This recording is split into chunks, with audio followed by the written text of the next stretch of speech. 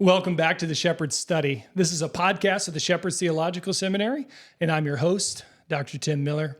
And I'm really thankful today for one of the vice presidents of Shepherd's Theological Seminary to come join us, and that is Tom Pittman. Tom is the VP of Institutional Effectiveness and Library Services.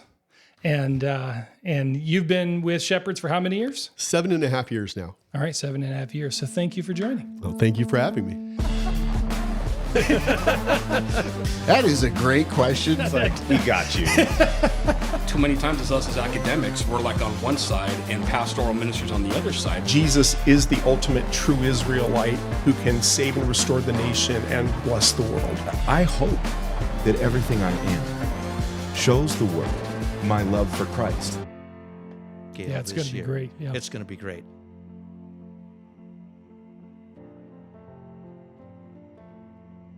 Now, the topic I wanted to talk to you about today is something that's directly in your wheelhouse. You've been in theological education for a number of years at different institutions, and you've been able to see both from your own experience of being in theological education yourself with the various degrees that you have. And I know you're back in another master's degree right now for library services and or library studies. And so you've had a spectrum of learning yourself, but then you've been in institutions in various roles. And so what I want to talk to you today about is the changing dynamic of theological education. Absolutely. And part of what motivated me to think about this was because I think it'd be interesting for our listeners, but I also think some who are perhaps on the older spectrum, maybe of my age or older, who went to seminary a number of years ago, may not realize that seminary education has shifted substantially in that time. Dramatically in that time. You know, we'll dive into some of these, but could you give us a 5,000-foot view? What are some of those big areas? And like I said, we'll dig into them, but what would you say are some of those? Well, to give context, I've been in seminary education or Christian education now for 19 years. And so I've been on both the student services side, the academic side, and now assessment and government accountability, however you want to do it. You finally got to the role you wanted. Yeah, I finally found the niche, but now I'm taking over the library, so I'm adding a master's there. Yeah. So everybody likes to think about COVID as this big cause of a change in education, but actually all the causes that we're looking at started long before COVID hit. COVID did accelerate some things, but the reality is that the shift to not leaving home to go to school or doing school online to someplace that's very far away, the age in which you go to seminary has changed dramatically over the last few years.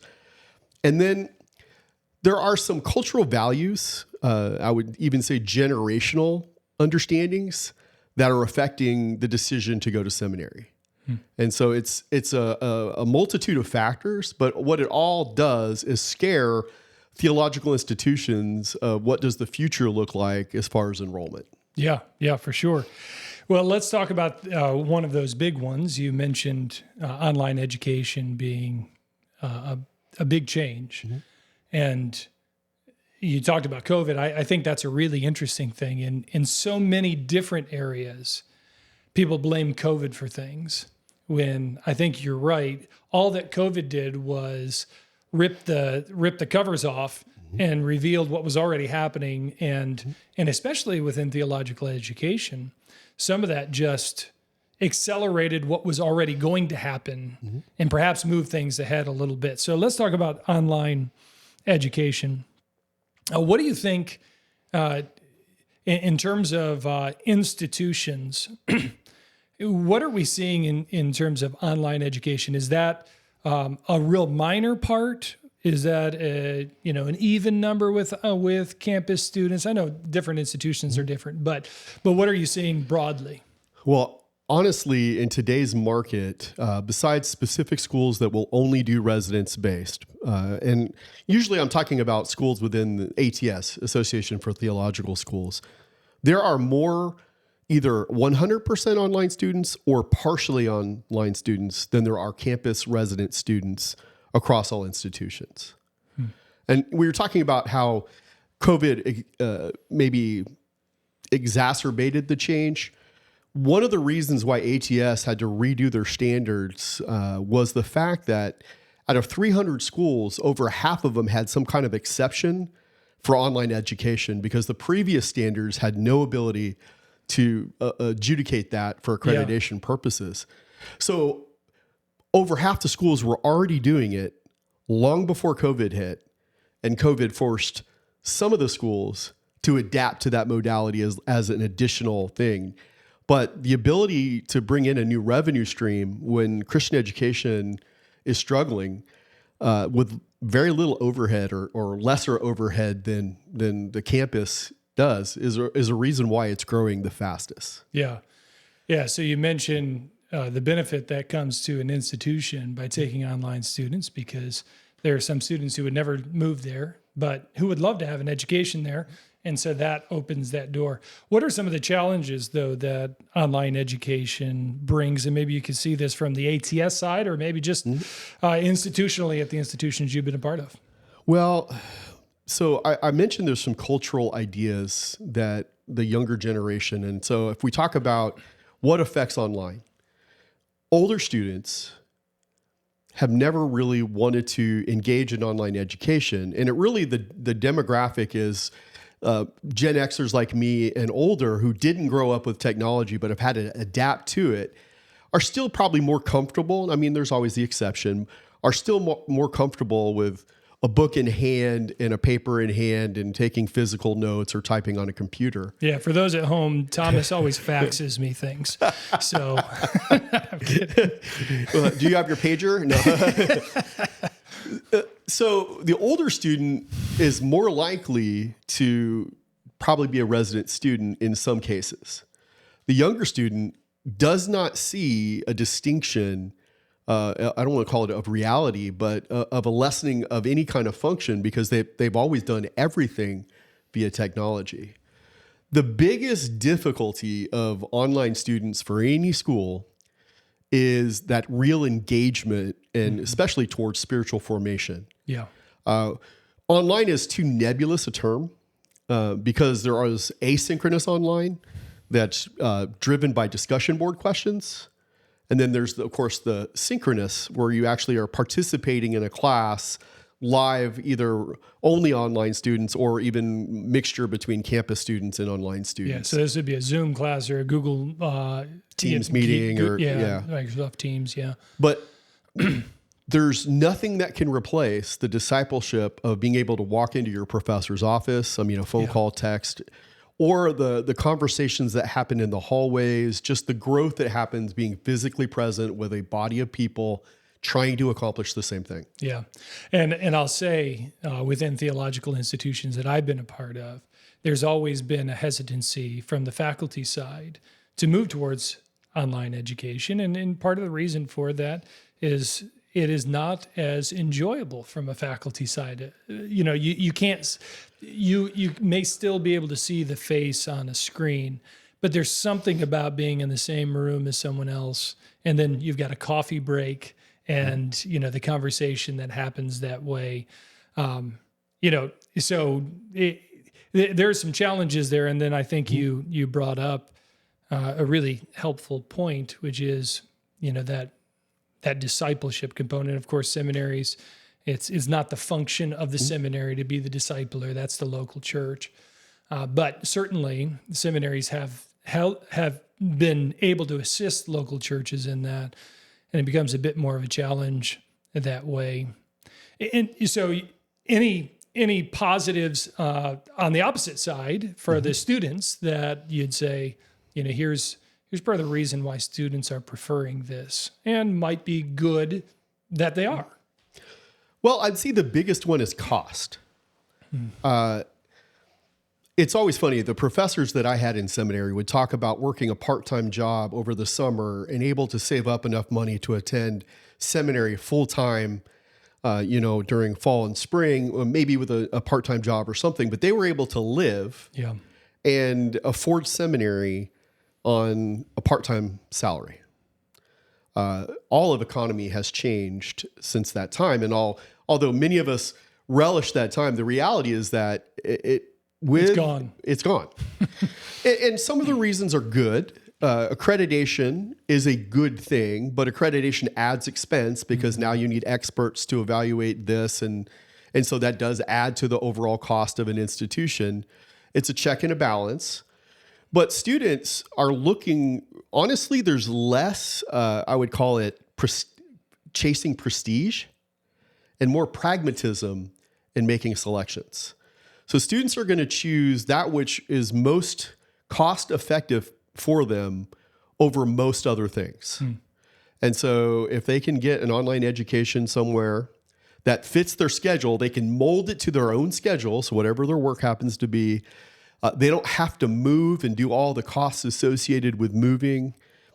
And what is one of the best benefits is for those that are already in ministry, there's no disruption of their ministry responsibilities. They don't have to leave ministry in order to go to seminary to train for ministry. Yeah.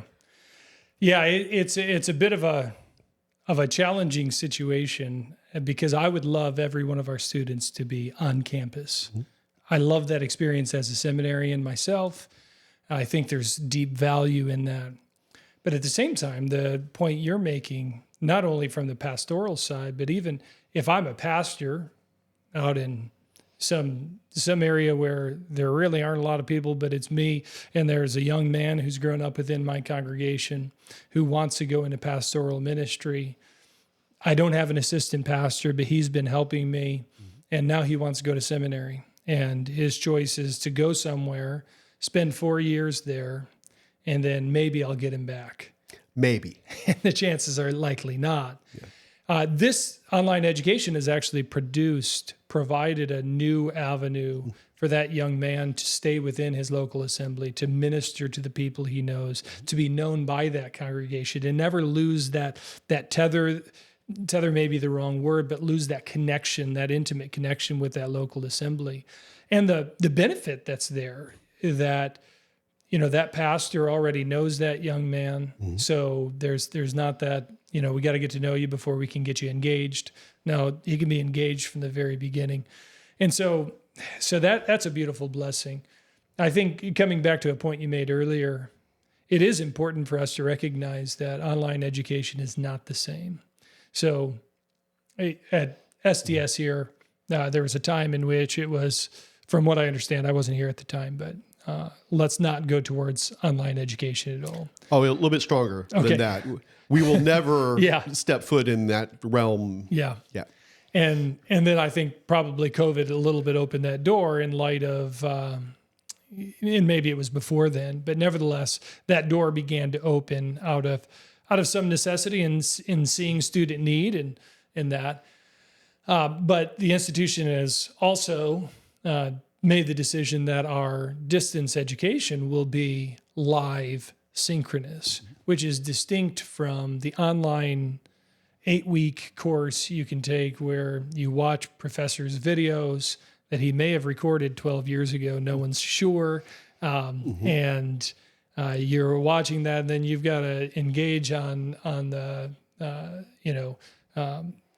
forum and respond with 300 words, and you're counting how many words you've used, and then you've got to respond to 2 people. 2 or 3 other people in the class. And that tends to be the process for some of those courses, and I find those less fulfilling. I've had some of those than the class in which I'm in a live professor who's behind another screen who can answer my live questions. And so just understanding that even when you think about online education, it's not all the same. Well, and I would say that in the original conception, asynchronous was almost the entirety of the model, which was recorded lectures, which was discussion board based. I mean, when we said online education, that's all it was.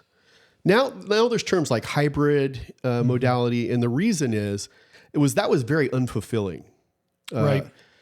Probably the biggest proponent of that education back in the day was University of Phoenix, that grew exponentially, but it didn't graduate as many people and ultimately didn't do real well. It still exists, but it didn't do real well. And other schools like that. Quite shockingly, because I did have to enter education again, most of the programs for library are live synchronous. Yeah. And so I'm physically on an online class with people from all over the place, because I think even in the secular institution, they're realizing that there is such a loss when there's no face-to-face interaction.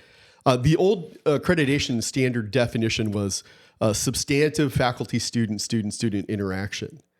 It's kind of nebulous, but what do you mean substantive? Right. I don't think you can have. I've done those asynchronous online classes, and all I cared about was hitting the minimum number of posts.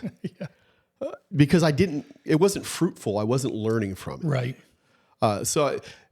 But what many people don't get is, if you make the distinct decision to do only synchronous, you are limiting your marketing options immediately to some degree. Yeah. Because now people still have to mold their life to the hours in which we offer our classes. Right. And with time changes and things like that. It becomes more of a challenge. But what it shows is those schools that are doing it actually value at least face-to-face enough to limit who we could possibly bring in as a student. Yeah, and it's interesting as we're just thinking about online education, theological education. A couple of the big players would be Grand Canyon University, Liberty. Which one of those is bigger in terms of theology? Well, Grand Canyon is massive because it's got a lot. They compete with different definitions to claim size-wise. Okay. And actually, there's two that are even larger than both of those. They're just not Christian. Right. Grand Canyon, if you were talking pure student population within a given semester, is bigger. Yeah. If you want to talk who has had more online students, well, Liberty's had an online program and a presence for far longer and has had a lot more students. And they, I think, from what I understand, they have north of 100,000 online students. Yeah. And the only reason I mention that is to say how significant online education has become. That's substantial. But I struggle sometimes. Those schools that have those class sizes, they're a different model of online education. Professors don't write courses. Content, curriculum designers write courses, and people facilitate the courses. Sure. So it's a very different. You can have great professors and you can have poor professors, but nobody has real ownership over what they're teaching like you do in a traditional school, where the professor is like, okay, you're going to teach Old Testament. Here's the parameters, but it's really the professor's expertise that comes through. Yeah. And you get a much bigger flavor of the person who's teaching the class, which can be helpful. Well, good. Let's shift to another trend you mentioned at the beginning. You mentioned that older students are now define what we mean by a trend towards older students. So most students in evangelical schools that are attending for seminary are in their 30s. And it's really high 30s.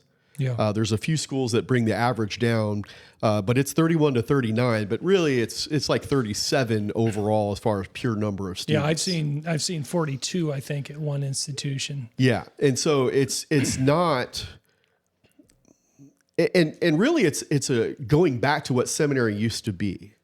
Seminary was originally a second career choice. You would go and do something, some kind of trade, and then you would get called into ministry. But because you were a good representative, you were morally correct, you had the experience of life, you would then go to seminary and become a pastor. And for the last portion of your life, you would pastor a church. Yeah. Because of the advent of the way we did liberal arts education, all of a sudden we had this influx of you graduate at 22, you go right into seminary, you have a MDiv by the time you're 26. Now dual enrollment has come around where you're getting associate's degrees in high school, And so they're pushing it down to 24. We actually have somebody whose son is graduating with his bachelor's at 18. Yep. And it's not that he's a genius and jumped into college. It's all this accelerated credit while in high school. Yeah. But an 18-year-old isn't the same maturity level as somebody in their 30s that has proved himself in some kind of industry job or whatever. Yeah. But the younger generations, now I did mention there's generational differences. And I don't want this to sound offensive. I'm not picking on generations because any change in a generation was actually created by the parents, Sure. the generation before. But there is this trend to be less adventurous in the younger generations. So the average age of moving out of your house in this country today is 28. I'm of a different generation where You were kicked out at 18. your dad gave you a choice at 18, you graduated, you better have a plan. And now adolescence seems to be extended to some degree, but there is this fear because of financial imposition. Yeah. It's expensive out there. So if you are still under your parents until you're 28, you really don't start doing those adulting things until you're on your own. And so the decision to go into ministry is being put off to much later. Yeah. Well, it's interesting. You talk about, in some sense, there's some who are moving it younger because they're graduating so much earlier with, if you're especially homeschooled, but even some public schools are offering college credit while you're in the high school. And so that's pushing things back. And then, if you're at some educational institutions, they merge the Master of Divinity within a bachelor's degree, and that pushes it even back further. Yeah, the 4+1s or the 4+2s. Yeah. And my concern with some of those, when I went to seminary, nearly everybody was about my age. We had just finished college. The next step was to go get seminary training. And I know one of the regrets I have about seminary, and regret's probably too strong of a word, but one of the regrets I have is that I didn't quite have the questions necessary. And therefore, when I was given wonderful, fantastic answers, I had no questions to hang those answers on because I didn't know what was important. I didn't know what questions were significant such that I'd need in the future. And I somewhat, envy those who come a little bit later who have been around a little bit longer and come into seminary. And I see it. I see it with some of our older students because they come in and they say, oh, man, I need to listen today because I know what you're going to talk about. And I went through this situation or our church hit this, and they know some of the questions. And so there's some beauty about students in their 40s and that coming and saying, this is going to be my second career. And, you could have 20 years at a career somewhere and say, this is a good transition time. And I love that. And actually this pairs a little bit with that online education, because if you're a 40-year-old guy who's worked, I'll just say at the IRS for 20 years, and now you're sitting there thinking, I don't want to do this for the rest of my life. I think the Lord's called me to ministry. But you don't want to uproot your family because your kids are in school at the Christian school down the road or at some public school down the road. Your kids are there already rooted somewhere. You don't want to leave. And maybe there isn't a seminary right next to you. So what do you do? Yeah. And I think we've been able to see some of those sorts of people come to us and say, I'd like to take a degree. I do think that the way the industry was selling the MDiv, in a sense, the rush to doing it right after college, and now with the 4+1, 4+2, is a being a little bit dishonest.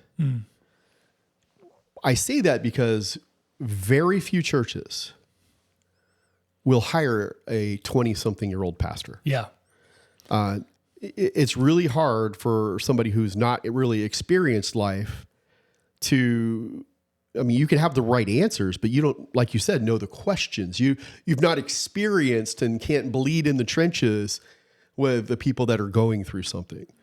And for myself, I went back to seminary after the Navy and some other things, firefighting, was unmarried, you know, it was a good time, but I was in my 30s and I'd had wreckage and I'd learned some hard lessons, but nothing grew me up like getting married and then having kids. Yeah. And so that rush to go right into seminary and get out, I think it leaves you emotionally immature and unprepared for what ministry's difficult. Yeah.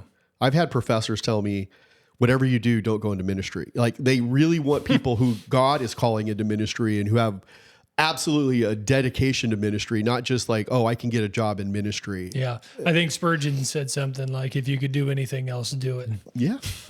Well, how many have you seen getting eaten up in the process of ministry? Because Right. in dealing with people, it means you're dealing with sin and wreckage. Right. And so, And unless you have the Lord's calling that backs that, you're probably not going to last long in it. there's one other reason why we're getting older students that I'll mention, and this is in a lot of secular literature. Seminaries don't usually necessarily read these kinds of things or don't think that it's affecting them. But we've been on a 10-year decline for just high school graduation. And so fewer people are, because of birth rate and for other things, are graduating from high school. So if we have a smaller pool, Yeah. fewer go to college, even fewer think about grad school. And today, the majority of those in colleges and universities are women. It's no longer men. I would say that, you know, the micro effect, as you called it, but you can make a decent living in an environment that economics matter by being a welder and make way more than you will as a pastor. Right. Yeah. Well, let's move to another topic that has shifted since I was in seminary. And that is that it used to be that the majority of seminarians were Master of Divinity. That was the premier degree. That's what everybody was going towards. It seems like there's been a significant shift in most ATS seminaries that like MA degrees, 2-year MA degrees or 1 year, depending on how you take them, are the predominant degrees now. There are, it's either dead even or slightly above, but it's been a growing trend for a decade. The MAs were catching up, MDivs were coming down. And so they're either, and I forget the last report, but they've been projecting that by, 2026, it'll beat it. But the last one I saw is they think they were almost dead even. But what does that mean? Well, what's an MA versus an MDiv? An MDiv was traditionally the pastor's requisite to go into ministry, to be a pastor. Yeah. It requires, in the older conception, it required learning Greek and Hebrew. Generally, it was in the 90-something credit hour. Even some of the reform schools go to 106. And you had, basically, you're doing what in any other discipline would be the equivalent of a doctorate to earn a master's. An MBA is what, 36 units, 39 units, somewhere in that frame. And you're doing Less than 40. less than 40. And ours are 93. Mine was 96. I mean, so you're doing twice what 2.5 times any regular master degree. and that was the minimum standard. That was just the expectation. Well, then we get into this place where fewer people are going to go to seminary either to save out of debt or don't called into ministry. And I can't tell you how many churches reach out to us on a regular basis trying to get a pastor. And if you look at the rates of church closures or replants, it started pushing churches to hire people who didn't go all the way through the process. Sure.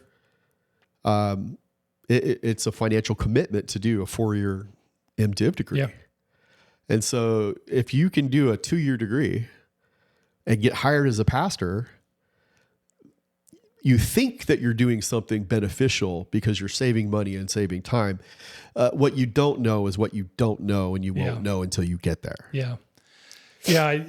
I often hear the statement, they never taught me that in seminary. And, I understand the statement. There are certain things that actually the local church should teach you, the seminary shouldn't. But there are certain things that we as faculty members, when you look at a 93 credit hour MDiv, which is what we have, there were some fights that happened to get to those 93 credit hours because each one of us thought some class should be in that group that we didn't have space for. And nobody's ever happy when we went through this revision this last year, thinking through what was necessary to include, more church history classes. We need a core counseling class. We need a core apologetics class. We need a core missions class. We need, you could just go down the line and there's an argument to be made for thousands of classes. I would argue, ethics and philosophy, so many other things. And what happens when you move from the MDiv, which is 93 credit hours, and we painfully with tears came to those 93 credit hours, then you say, well, I'll do half of that, and that'll be sufficient. Your professor's tears are multiplied there because if you could say, after having gone through an MDiv, well, seminary never taught me that. You go to a 2-year MA, seminary never taught you that, and we would have if you would have done the MDiv. Now, all that said, there are some people to whom I think the MDiv or the MA may be the right logical choice. So I'm not saying that there's no place for that, but it does concern me that we're moving a little bit away from the MDiv. Well, the MDiv is the most versatile degree. Yeah. In America, it is the one that most PhD programs required.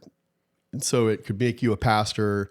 You could make the military chaplaincy with it. You needed an MDiv. You could go on to PhD work. So you had multiple routes.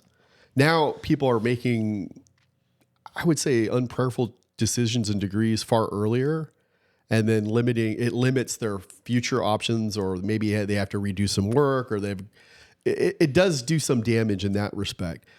But I was the VP of academics. I've had these fights. It's 5 pounds of stuff in a 1 pound bag, or however you want to do it. There's always so much that you want to put into there, and there's only so much that'll fit. And jokingly, one of our graduates was asked that at the ATS accreditation visit. What did seminary not teach you that you absolutely needed to know?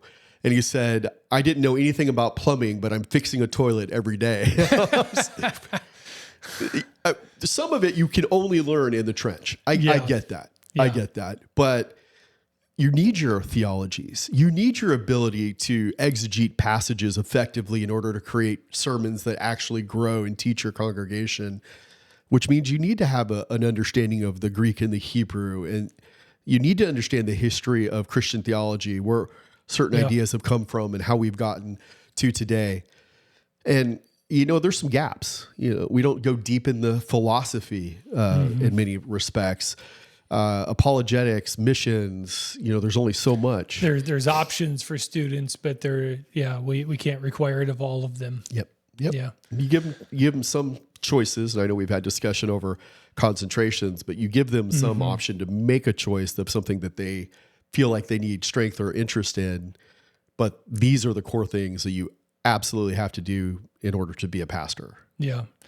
And, from my vantage point, I always think about the task God's calling us to, the weightiness of pastoral ministry. And when I think about that, I think, why wouldn't you want to be as prepared as you possibly could be? Now, obviously that, there's a criticism there. Well, then does somebody have to just continue on, get a PhD and all that? And I think the answer to that is no. But I think there was wisdom in the past when people said you need a master of divinity, and that's the gateway into pastoral ministry. Again, that's not. I will admit that's not for every person, but on the average person, I think it's a really beneficial thing. I always who's the most famous preacher that did not get an MDiv? It'd be Spurgeon. Spurgeon. What did he immediately do? Well, he and Moody both started colleges. to train ministers. And both of them were untrained, but they both said, we need to train these guys. Absolutely. So even he had a recognition, and you have to read his whole life and understand all that he's gone through. So Yeah. there is the rare person. And he tried to go to school, Yeah, he if you tried. remember his history, and it But- didn't work out. But the reality is what works 99% of the time is usually the best choice Yeah. forward, not what might work. And everybody thinks that they're the Mark Zuckerberg, that they can sit in their garage, not finish college, and create the next big thing. I can be a wonderful pastor without putting in the time and effort that these other guys have done. Well, if the guys that have done it still don't have all the answers and still struggle, and obviously it's God's calling on your life to go in this direction. Right. Anything that is a shortcut is really you're doing efficiency versus depth. And we talk about Christianity being a mile wide and an inch deep when discipleship is supposed to, get us more rooted. Well, Right. what happens when we send untrained pastors out because they didn't want to do the theological work? Now, I will say the seminary doesn't determine who's going to be a pastor. For sure. We do what we can to impact students to say, I don't think that this is really what you're gifted in, but it's a church's decision to ordain or elevate somebody to that position. Yeah. And too often they don't know any better. So they just take anybody with theological training. Yeah. Yeah. Well, let me turn to something that you are particularly concerned for, I would think. Thomas, you're our librarian, but you also teach the research methods class for our institution. And that would be for online students, for students who are on campus. We bumped that up a little bit recently because we've discovered that students are not coming with the requisite skill in writing. So talk to me a little bit about that. Why is it important as a theological institution that we train people to write? Because somebody might say, listen, as long as I can preach a message and get up in front of people and talk, that should be good enough. Why do we require papers? Well, I think the biggest element is to document critical thinking. You have to be able to clearly articulate an argument, an idea, that you understand somebody else's argument or idea and interact with it for us to feel like you actually have gotten some mastery over that content. I can listen to recording after recording, video after video on things on theology, but that doesn't make me qualified as a theologian. There has to be some working in that material and producing something that can be evaluated that says, oh, I think you're getting this. Younger students, and it changes through the demographics, they prioritize digital, oral, and visual learning.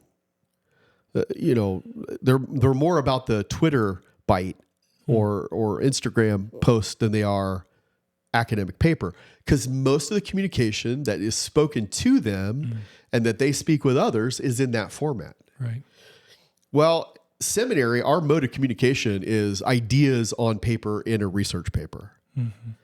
Now, I used to recruit for undergrad, so I've dealt with this for a long time. And one of the questions I used to ask high school students as they were thinking about college was, what was the longest paper you wrote here in high school? And so let me ask you that. What was the longest paper you can think back that far and have written in high school? I think it was 6 to 8 pages. 2 to 4 was the standard answer. It seems like in my generation, it was 10 to 15. Go down to yours, 6 to 8, 2 to 4. Where are we headed? Can you do a Twitter post on this? And, so students haven't been required to learn this skill. But what they don't get, and what's the most important class for college? English. You need to know parts of speech, especially as you go into the languages and exegesis and want to be able to understand what the Word of God means. You need to know language, how language works. What does that mean here? What does all of this lead to? And the way we really measure that is their ability to write a paper back to us. Yeah. And so I do. I teach the research methods class. It's now required of every incoming student that they take a class on basically, I don't want to call it English 101, but how to think critically, how to evaluate material, how to find the right material, what is an appropriate material, how do you use the library, how do you document in citation style, the mechanics of just what to think through. Yeah. And then in the rest of their courses, I mean, they do a paper from me, but it's less about picking a topic than it is showing the mechanics. After my class, it's about the topic, and mechanics matter, but it's, what did you say? Yeah. Well, it's interesting to me that there is a certain level at which whenever I'm reading something, I can comprehend it. And then there's another level at which, I would actually put it this way. If I hear something, it's one level. Mm-hmm. If I read something, it's a better level. If I then talk about that thing with someone else, it takes it to the next level. If I write about it, though, all of a sudden it takes it to one of the highest levels. And the reason for that, it seems to me, and I'm in the midst of writing something right now, and you know what it does is it exposes gaps. Especially, there are things I've talked about a lot. And then when I go to write them down, I discover I made a leap and I didn't even realize I did. But when you write it down, you can't make the leap. You see it. You think, well, I'm going to, I haven't actually argued for that point. How did I get from there to there? I gotta flesh that out. Mm-hmm. And all of a sudden your thinking it gets fine-tuned by writing. And there's something significant about that craft. And, I always think too, that one of the skills that a pastor will never regret having is being able to write a concise, good email back to a parishioner or somebody who emails you. I think of one of the things I do in my classes is I'll sometimes have assignments that are designed around somebody coming to you and asking you questions. So somebody in your congregation emails you and says, I think I've committed the unpardonable sin. Write back a 500-word response, because this is the only way you could talk to them. Or so, I try and make it, obviously you should meet with the person, but if you had to email, how would you respond? You've only got 500 words. So you've got to be concise, but you've got to think through what you're going to write. And so I think one of the things that seminary does is it prepares you to write those longer, more thought through, various levels of detail, and then sometimes concise and to the point and helpful. Well, think of it this way. One of my struggles was always concision. I just use verbose language. It's just, I don't know. The books I read created that in me, and it is something I have to cut from almost anything I write. But today, what is most people's interaction?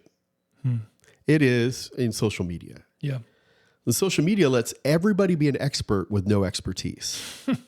And so you get in and you have to write a paper, and you're so used to just making claims out of opinion and not out of evidence. You can disagree with us theologically here. Absolutely. But what you can't do in a paper is not defend a position that you have. We could disagree, but if you defend it adequately, you're handling it. And it's not heresy. We will give you the same grade you would as if you said what we want you to say, what we want you to learn. But today we're soundbite. And so we don't get into the practice of having to find the gaps in our thought process. I don't want to bring politics in it, but just think of how divided everybody is. Nobody listens and everybody's an expert.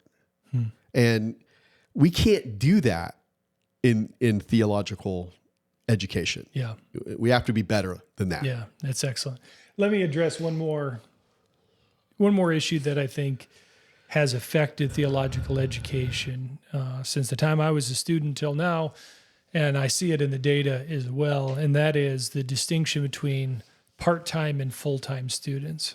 I just put it this way: whenever I was a student, nearly everybody who was there was for the MDiv, and they were on a 3 or 4 year track. They were blowing through the thing. I mean, you always had that guy. He was sort of the joke over there who had been there since, Abraham Lincoln or whatever. Yeah. And you didn't know if he was going to ever finish, but that was sort of the joke. What is the average length now for a student to finish the MDiv? 6 to 8 years. 6 to 8 years. Is generally where most people fall. Which means that most people are part-time at least. They're not full-time. They're part-time at least some of the time during that, if, majority of that time.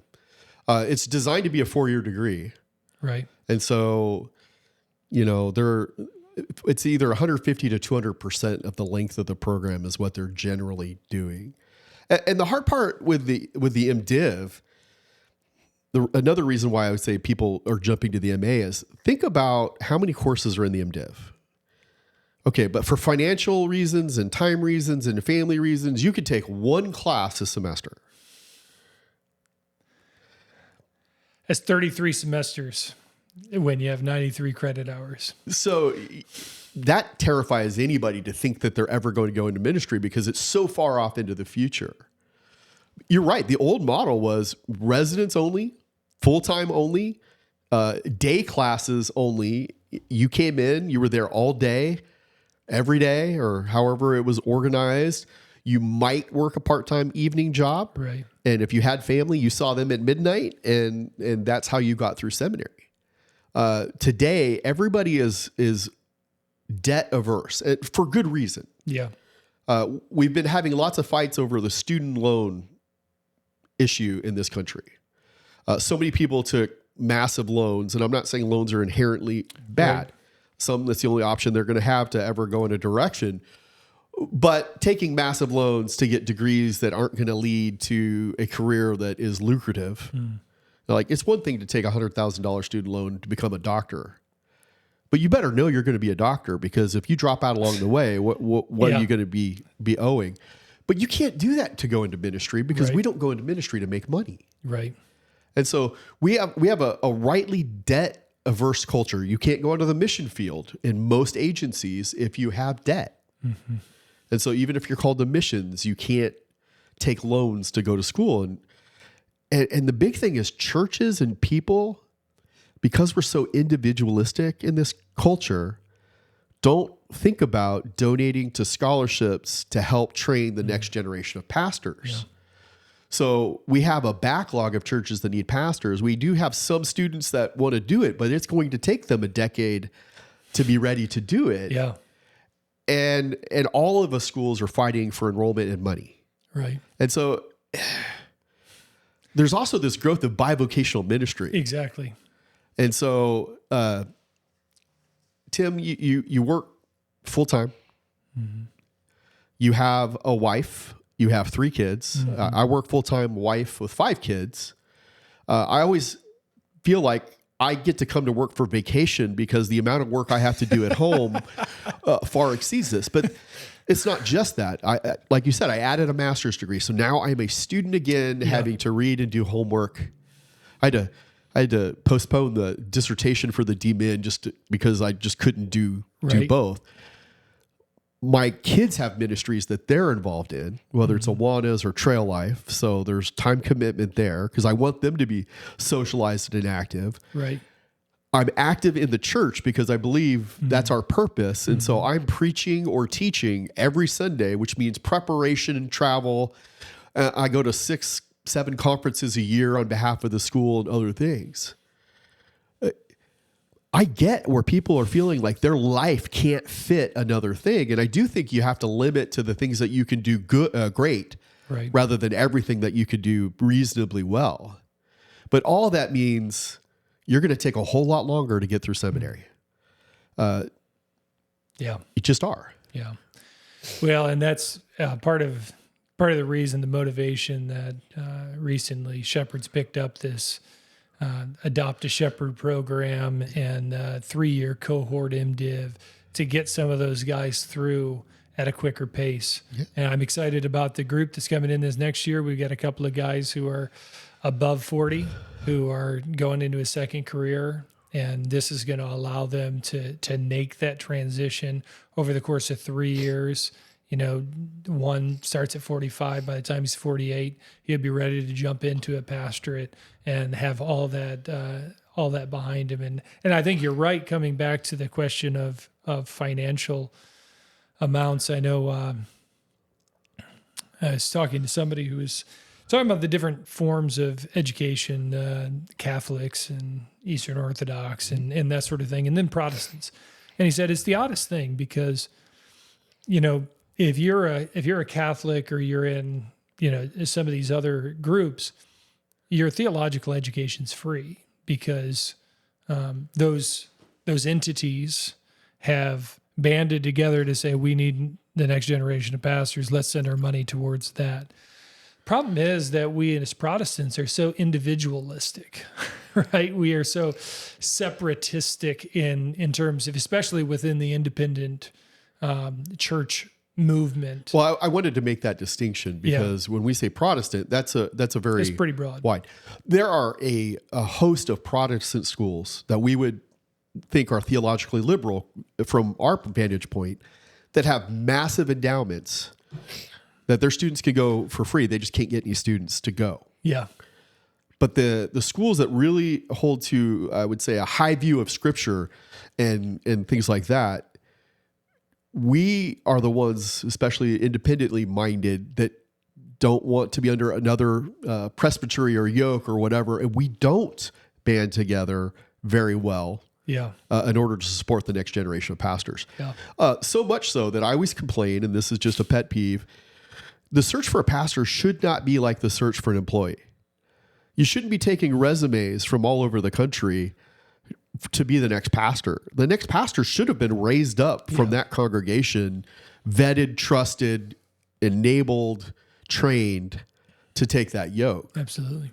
But that does require healthy churches. And one of the reasons why Seminary is doing discipleship is a lot of pastors don't know how to do it and never done it. So we're trying to stand in the gap.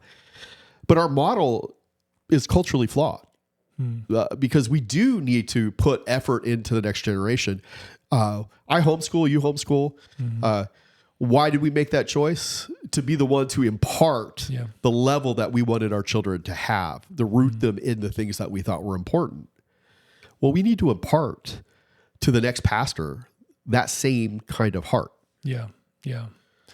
Well, that's excellent. You know, as I think about theological education, I think, boy, some things have changed a lot over the last number of years. And yet, as much as there can be some complaints about some of those things, other of those things are really encouraging. And it would be interesting if the Lord keeps us around for another 20 years for us to do another one of these. I don't know if podcasts will be around or what sort of, if we'll be on Mars. I you know, there's so many things Our up in the extension air. campus on Mars. Who knows what'll happen? But here's the beautiful thing: the Lord builds His church, and you know, the church is the center point of everything. You know, one of the things that attracts me to Shepherd's Theological Seminary is that we're grounded in a local church, and the church is the one training the next generation of pastors. And I'm excited because even if I don't know what tomorrow looks like, the Lord will build His church. And I just want to be a part of that, whatever it looks like. And it's changed, and it'll keep changing, and we'll just want to be faithful to what the Lord's called us to. Would you close us out in a word of prayer, praying for the audience, those listening or watching, that they would be encouraged by what they've heard today? Father, we just thank you so much for the wisdom that you continue to imbue in us. At Shepherd's, we thank you for the words of the late Dr. Pettigrew that called us God's seminary. We don't exist because we want to exalt ourselves. We exist because we want to glorify your purpose and train your men and women to impact the world for Christ. Lord, as anybody listens to this, let them think about that local seminary that it's in their region or that they have affinity towards, that they would pray for them and pray for them to make good decisions, but they would impact the next generation of pastors effectively. You know, if they don't hear the word, it says, how could they know unless they hear? And how can somebody hear unless somebody goes to preach to them? We need pastors. And we need not pastors that take it as a vocation. We need pastors called into your purpose. Yes. It's not a job, it's ministry. Lord, I pray for this audience. Thank you, those that are listening. Certainly, I ask God's blessing upon you, and we ask that you would pray for us. It's in your name. Amen. Amen. All right, my friend. Thank you very much. Thank you.